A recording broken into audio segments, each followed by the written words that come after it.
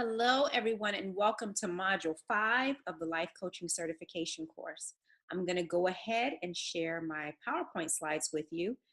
For this particular session, you can refer to your manual for Module 5, as well as the PowerPoint presentations that have been posted within the Moodle environment for you. So either you can choose which one you would like to use. I'm going to go ahead and go into screen view so you can see my screen. Bear with me one moment.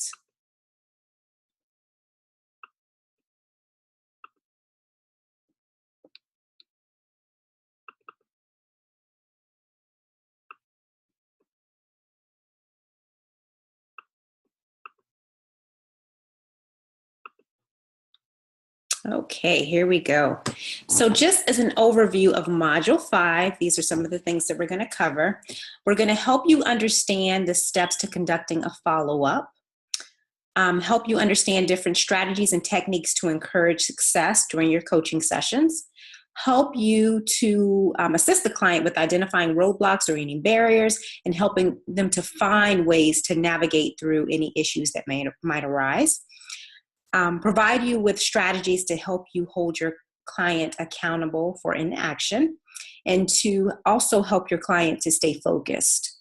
And we will also provide you with examples of different techniques that you can use to help your clients monitor progress. So a prime example would be the action plan, journaling, any metrics, things of that nature. So we'll talk about that as well. Okay. So the follow-up agenda. Okay, this is something, so you have your, again, we talked about you have your consultation with the client. That's the first step. They go through the entire process. They sign the agreement with you. They've decided to join you, have you come along this journey with them.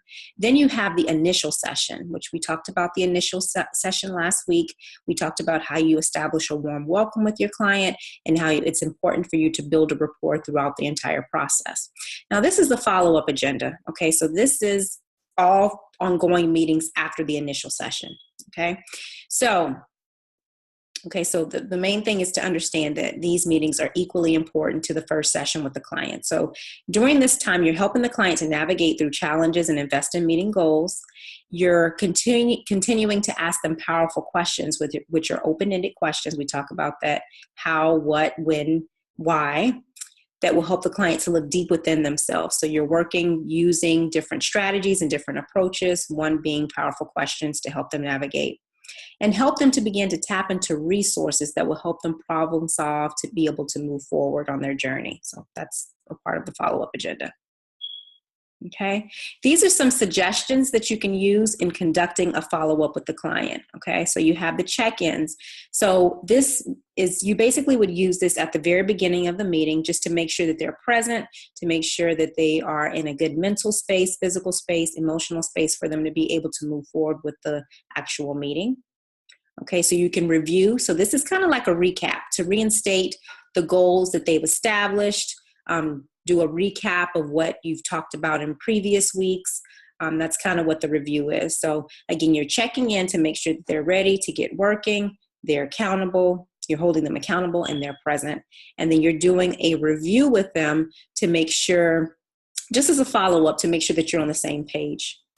Okay, commitment appraisal. Okay, so just determine if they've actually followed through on commitments. So again, you may at some point establish an action plan with them.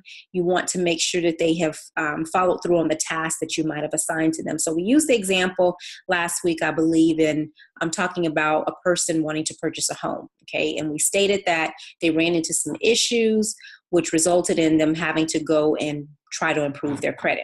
Okay, so then the action plan changes at that point. So now we're not focusing on purchasing a home, we're focusing on improving the credit, okay, at this point. So now that that's changed, as a part of that commitment appraisal, you may have asked that they would reach out to someone that can they can assist them with their credit report or something along those lines, or pulling their actual credit report from different credit bureaus. So that may be a task that you may have assigned to them, and you're just making sure that they're following through on those steps and those commitments that have been given to them. So that's a part of the commitment appraisal. Okay, the identification process. So this is bringing forth any roadblocks that may have occurred as a result of this. So say, for example, again, the same client, some issues with them being able to purchase a home due to their credit. So they did not follow the commitment appraisal of reaching out to the credit bureaus, being able to pull their credit because perhaps they're still searching for homes. So they're sidetracked. So the thing is, you want to make sure that you outline any roadblocks that's keeping them from being able to move forward during that session. So you want to make sure that you do that. Okay. And lastly, you want to continue to cheer them on. Of course, as a coach, you're there to inspire, motivate, and encourage them. You're not there to do the job for them, but as they move along and as they continue to accomplish different tasks and meet their milestones, you want to make sure that you cheer them along the way. Okay.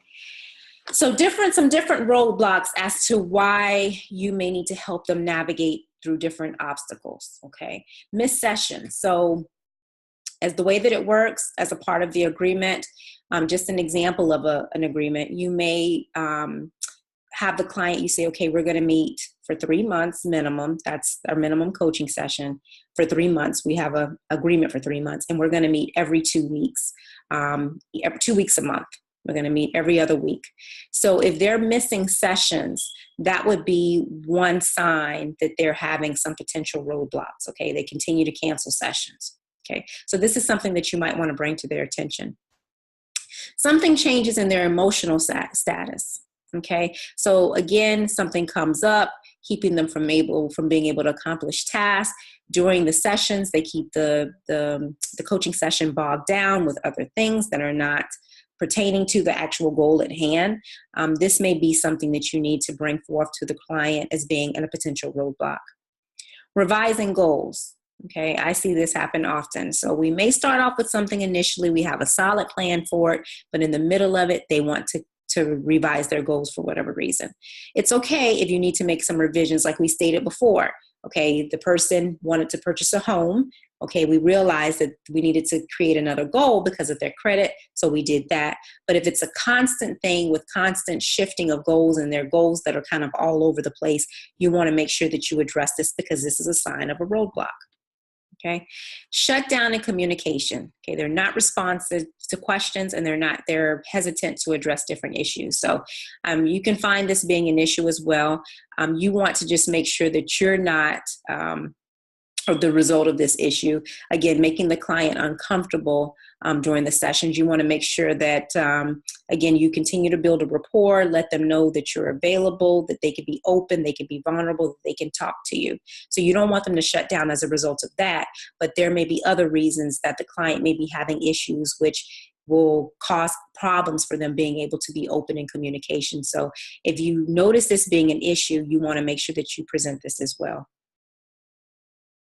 Okay, some causes of roadblocks. Okay, why different roadblocks may occur because of fear. Okay, so one of the things that I address at the very beginning of my coaching sessions before I actually work with clients is we start talking about different things as it relates to self-sabotage. We talk about fear. We talk about money mindset. So as you're creating your practice, you may want to start off with working through something that focuses on pruning. So that means basically clearing out everything before you can actually start, focusing on goals, planting seeds, moving in the right direction. You may want to focus on pruning, meaning that, getting rid of all the things that may hinder your process, hinder your progress. So that's one of the things that you may want to build into your coaching practice. Let's focus on some of these things that may cause issues or may cause roadblocks later on down the line. So fear being one of those things. Procrastination, that's a big one. Added responsibilities. We know this can happen. So how do we navigate through situations where there are added responsibilities? Lack of confidence. Again, that's another prime example of something that I would work through with my client at the very beginning, making sure that they can fully show up and that they can, again, be present and they have the confidence that they need in order for them to be effective in their practice. So lack of confidence can be another issue for a roadblock. Being impatient. So thinking that things are going to happen overnight. There's no such thing as overnight success. Okay. So regardless, whether it's personal or professional. So you want to make sure that you encourage them along the way, but let them know that things take time. A sense of helplessness. Okay, that's another one. Cultural or family values and standards that are keeping them from being able to move forward. Belief limitations, any of those type of things. Change in priorities. So we talked about that earlier. Their priorities change, their goals change. So, there's some shifts there. External or internal interferences. So it may not necessarily be anything from, other individuals, but this person may be having some different issues as far as being able to execute. Again, lack of confidence, self-worth, value, different things along those lines. So how can you work to help the client to be able to clear some of those things? It may be by using affirmations. It may be giving them different activities, but again, you have the opportunity to create the platform that you feel is going to be most beneficial when you're working with the clients, different activities, and then you think different things to motivate them along the way. Okay, so these are some different techniques, and there's some examples that I've already given for overcoming roadblocks. Okay, hold them accountable for working on the action plan. So again, we talked about an action plan briefly. You want to make sure that you hold them accountable. That's not something that you create for them. It's something that they have to actually create. So they create their goals, they create their steps, they determine what resources are needed, they outline their strengths, they outline their challenges. These are things that they need to actually create when they need to document when they're walking through their action plan. Encourage the client to use self-talk to help them overcome roadblocks, okay? So self-talk is very important when they feel that they are getting in a space where there's going to be constant chatter or negativity of any sort. They need to start having that self-talk, using those affirmations, setting intentions, speaking life over their situation. So you want to be able to encourage them to do some of these things. I mentioned positive affirmations. Have the client to revisit their vision and their goals, okay? So having them to constantly revisit their goals and having them to celebrate their success along the way. I always use the phrase that never despise small beginnings. So give them the opportunity, regardless to if it's just completing one step on their action plan, allowing them the opportunity to celebrate that, because once they celebrate the small things, the bigger things will come. So giving them the opportunity to celebrate at every moment. Helping the client to stay focused, okay? Helping them to stay focused, keep their mind, keep their, eye on the vision. Remain the client's cheerleader throughout the process. Again, motivating them, inspiring them, encouraging them along the way, okay? Clients and accountability, okay? At every point, you must hold the client accountable for their progress or lack thereof. Okay, so this is, again, something that's very, very important. You're not there to do the work for them. So again, they're establishing the plan, they're putting the time frames down, they're creating the SMART goals, and you need to make sure that they are working towards accomplishing those things and encourage them to do so. Remind clients to take responsibilities for their actions when needed. Okay, so they must take responsibility for the goals that they're working on. So they set the goals, and it's about taking action. It's nothing without action. Okay, inspiration, motivation is one thing, but how are you acting on the things that you want to accomplish? They're their own personal change agent. So it starts with them. They should be their own motivation. It's good to have other people motivating you, cheering you on, inspiring you, but they have to be their own change agent, and they have to motivate themselves. Okay. You can only guide them by asking them the right questions, powerful questions, incorporating active listening, and supporting them along their journey. The other thing is they have to be committed, dedicated, and accountable. So these are just things that you could do and things that you can incorporate as far as helping your client and reminding them to stay on task. Okay, stay in focus, okay? It can be quite difficult throughout the process, especially if the client tends to have a goal that they feel is out of their reach. So they may lose focus at times. They may become overwhelmed. So these are some different signs that they're losing focus, okay? Rambling, storytelling, complaining, jumping around all over the place. These are just some examples of how they can lose focus. Okay, refocusing client. So as the coach, you have the responsibility to your client to help them remain purpose-driven, and on track at all times throughout the process. Okay, from very beginning to end. If you're working with them from a 3-month time period, you want to make sure that you always make sure that they're focused and they're on task. Okay, there will be moments that they will go astray. And the most important thing is when those roadblocks come up, you need to make sure that they're addressed accordingly. Okay. So the same thing, reestablishing focus can be challenging as you have to balance redirection with the right words and tone at any point when you're working with the client. Okay, so those are just some examples of helping to refocus your client. Okay, and this is just a little scenario here of an example of how you can help your client to remain focused. Okay, you may say something like, I understand that the actions of your coworkers are annoying. If you would like to discuss their behavior, we can. It may require that we have an additional session so that we can continue with the progress toward your goals. Okay, you may say something as, since we only have about 15 more minutes left in the session, would you like to discuss X, or would you like to discuss Y? So again, you're putting accountability back on them. Okay, you're enforcing accountability, and at every point you're holding them accountable to make the right decision based on their goals. Okay, monitoring progress. So these are some different examples, and I'm not married to any of these. Again, depending on what your practice within itself and what you do, you may have other different ways or different metric systems that you use to monitor progress when working with clients. But these are just a few examples. So journaling may be an example. Okay, we use journaling in the class to be able to monitor where you can track some of those aha moments. So that's one way. Goal-related checklist. So you may have some form of a checklist other than the action plan that it has different milestones that they need to accomplish, different tasks. So that's something that's similar to the action plan. You may have a variety of different assessments. So I find this to be something that's mainly used in especially the health coaching environment. They have different assessments that they might use to do. They may do a pre-assessment and some form of a post-assessment.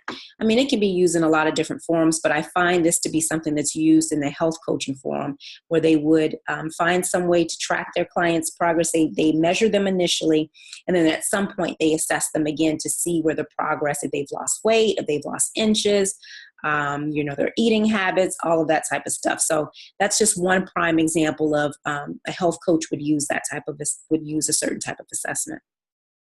Okay, coach client observation. So this is just through regular dialogue.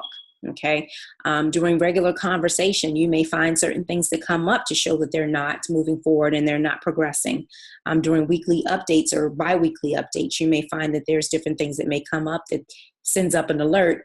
Something's not right and we need to address it. It may be a potential roadblock. Okay, or other means determined by the coach and the client. Some of you may go on after you leave the course to create books, manuals, different things that may have some type of measuring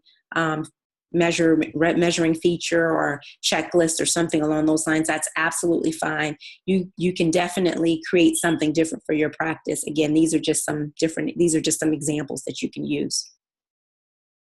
Okay, insufficient progress. Okay, this is if there's insufficient progress that's being made, there are certain things that a coach may want to do in order to move things forward. Okay, so again, identify and remove roadblocks, barriers when possible. Have a conversation with the client. Identify the actual roadblock once it comes up, and determine what's the best solution to help clear out that roadblock. Okay. Revise goals if necessary, because there are times when you have to revise goals in certain situations. Rewrite goals. Okay, just kind of rewrite them a little bit. Instead of saying within a 2-month period of time, maybe extend it out to 3 months if it's something that's not realistic. So sometimes you're required to just rewrite or make edit the goal that you've already established. Okay. Revisit the action plan. So revisit the steps, revisit the whole action plan, the resources. Maybe you may need some additional resources. Maybe so there are some different things that you may need to outline. So this is kind of just reviewing the entire action plan to its entirety, determine if there's any modifications that need to be made. Okay. Some other reasons why progress is not being made. Okay. Goals are what the client thought they wanted rather than what they actually want. So that can happen. I know in a number of situations I've worked with clients from a business coaching perspective, and we may start out working on a specific project and then they change it up at some point. Okay. They don't want to take that route. I know one of my clients, we initially started working on her doing different workshops. And so then she wanted to table that and start working on a retreat, which is absolutely fine. And there, at any point, you need to just be able to have that conversation, go back to the action plan, and start mapping that out to see what it looks like. Okay, goals do not address the needs or the desires of what the client is trying to accomplish. They're unrealistic. So that's why it's important for us to create SMART goals at the very beginning, to make sure that they're measurable, so to make sure that they're attainable. So the coach is also responsible to kind of guiding the client down that path. Okay. Clients' priorities change. Again, we already addressed that. That can be an issue. They're not committed to the goal. So if they're not committed, you can't be committed to helping them. So they have to take responsibility. This is something that they're trying to work towards accomplishing. And so these are conversations that you need to definitely establish at the very beginning before you even move forward with follow-up sessions and things, to make sure that they're going to be fully accountable, and to just let them know that this is the requirement. This is something that's required of them during your coach-client relationship. Too many goals at one time. Okay, so again, you're wanting to create, normally when working with a client, for me, I normally say, okay, you want to work with one sparkler at a time.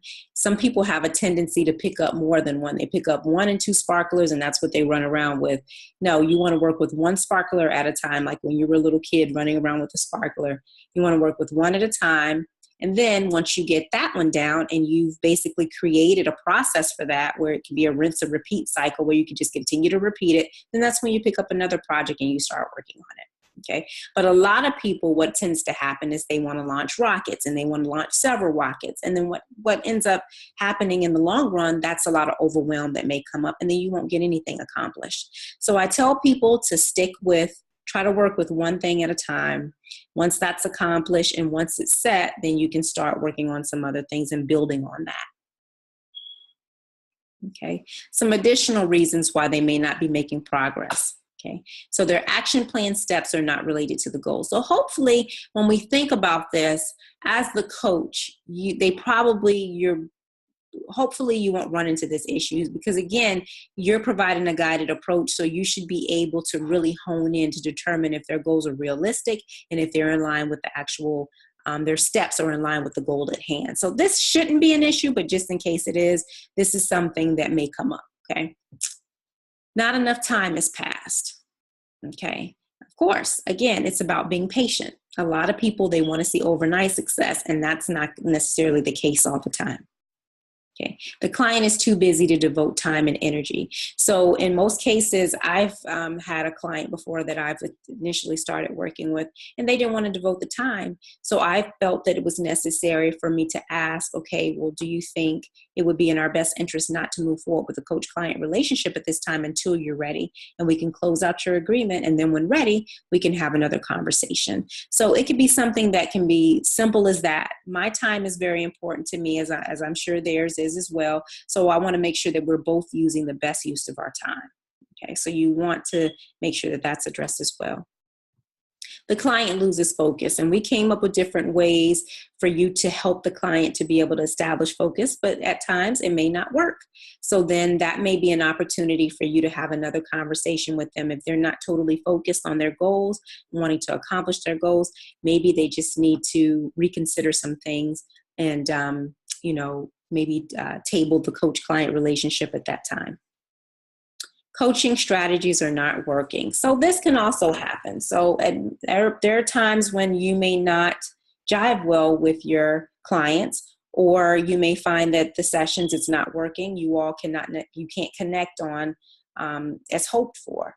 So this can happen. And so in this case, you might want to suggest, as you've tried time and, tried a couple of times, a few times to work with them, and you see that you're continuing to hit a wall, at this point, you may want to offer them some suggestions, perhaps for other coaches that you may know that's in the arena that can possibly help them. And again, the way that we want to do it when we're referring any client out, we want to provide them with a full list. So not one of the coaches that's our friends, but we want to be able to provide them with a full list of coaches. Not to say that our friends can't be on that list, but we want to provide them with a full list of potential coaches that they can work with if the coach-client relationship isn't working for whatever reason.